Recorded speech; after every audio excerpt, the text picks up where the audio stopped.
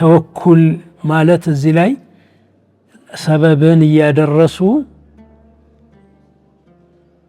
በአላህ ውጤቱን ከአላህ መጠበቅ ማለት ነው።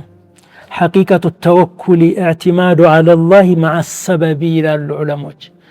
ተወኩል ማለት ሰበብ እያደረሱ ውጤቱን ከአላህ መጠበቅ ነው።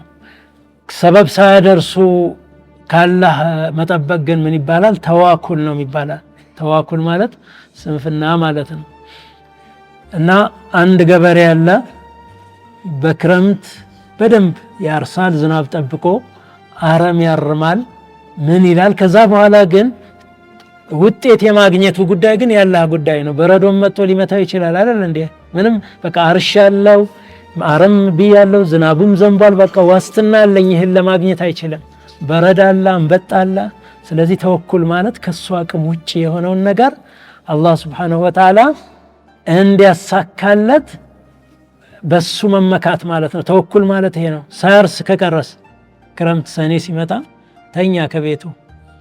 ከዛ በኋላ እኔ ባላህ ወከላለሁ ካለ ምን ይሆናል? ይሄ ሰበብ አላደረሰም ማለት ነው። ነጋዴም እንደዚሁ፣ ተማሪም እንደዚሁ፣ የታመመም ሰው እንደዚሁ።